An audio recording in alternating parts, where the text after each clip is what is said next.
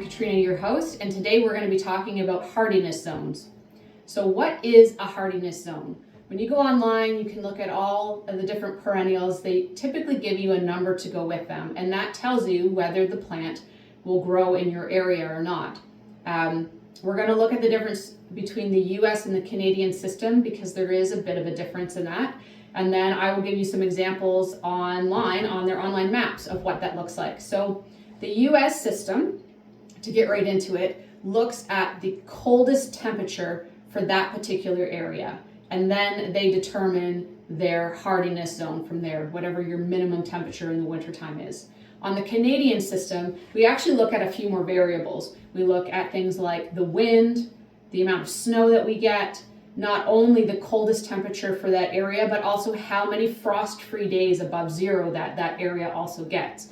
And so these maps have been updated in the last couple of years as more data has come in.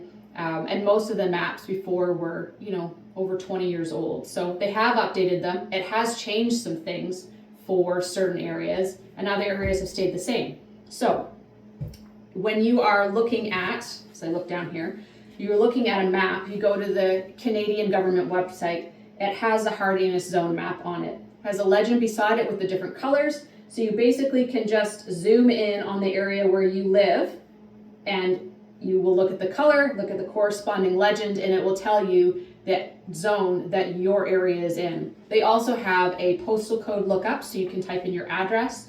And then they have a similar one for the US as well.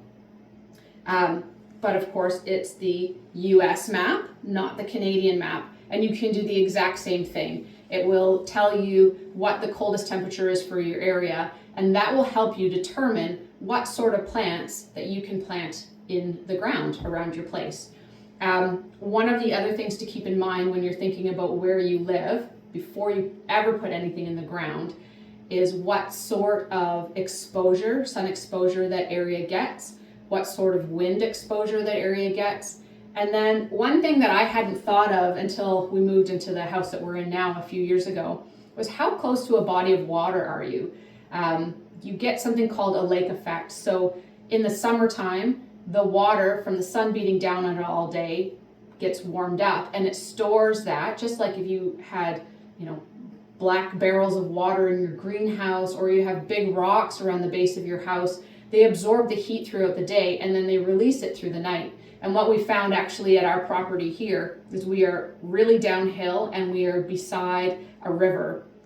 It's a very slow moving river, but that absorbs a lot of heat during the day. And so we have found that at the house, we typically get our last frost is 2 weeks earlier, and then our first frost in the fall is 2 weeks later than even our neighbors that live 400 yards up the hill from us, mostly because of how close we are to a body of water. So take that into account as well when you are thinking of where am I going to plant, what's my coldest temperature, and that will help you decide what perennials you'll put in, and then maybe what annuals you'd like to plant as well.